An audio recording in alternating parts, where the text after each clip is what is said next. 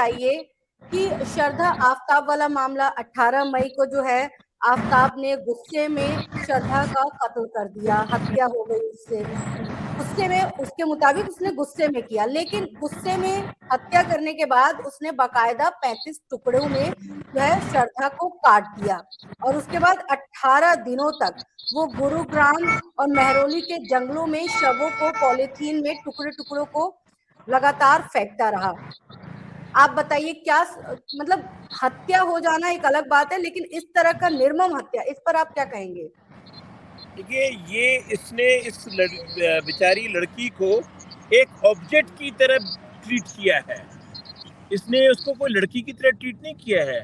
अगर आप इन लोगों की मनोव्यवस्था देखेंगे तो ये लोग जो है बचपन में शुरू से कहीं ना कहीं इनके ऊपर भी अत्याचार होकर के ये लोग बुली हो जाते हैं और दूसरों पे अत्याचार शुरू से करते हैं।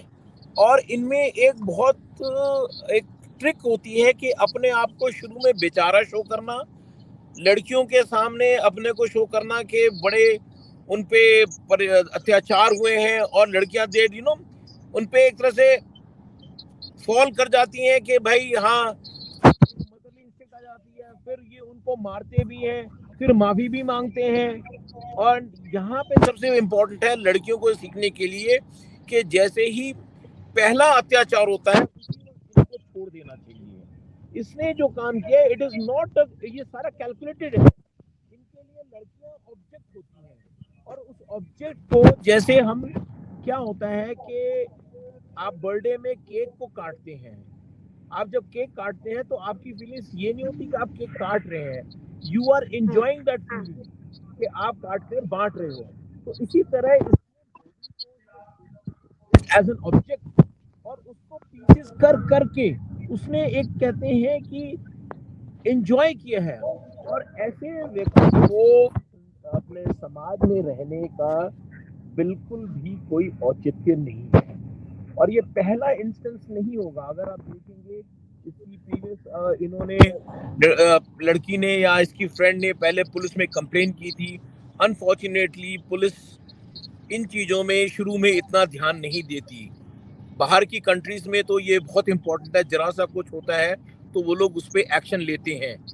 यहाँ पे पुलिस को और सतर्क होना होगा, रेदर पुलिस को सेंसिटाइज करना पड़ेगा कि कोई भी इस तरीके का कार्य उनके पास आता है तो उन्हें इमीडिएटली फॉलो अप एक्शन लेना चाहिए।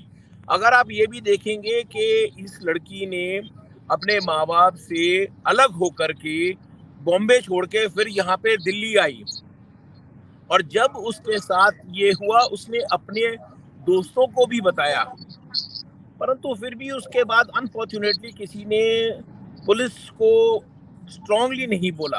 वो तो जब उसके पिताजी वहां से यहाँ पे आए ढूंढते हुए तब जाकर के ये बात हुई। और ये अभी तो क्योंकि एक स्टे इंसिडेंट है जिसे मीडिया ने कवरेज कर लिया। अगर आप देखेंगे ऐसे बहुत से आफ्ताब अभी भी आजकल सोसाइटी में घूम रहे हैं और जिनका भी अगर आप स्कूल स्टडी करेंगे या कॉलेज स्टडी करेंगे तो ऐसे लोग आप देखेंगे जैसे कॉलेज में या स्कूल में बहुत सारे लोग होते हैं जो दूसरों को बुली करते हैं या ओवर स्मार्ट बनते हैं। उन पे ध्यान रखना बहुत जरूरी है। एक चीज और है कि हर कॉलेज में देयर शुड बी काउंसलर। अगर काउंसलर हैं भी तो उनको इतना सीरियसली नहीं लिया जाता। High time it is there the counsellors have to take their job very seriously.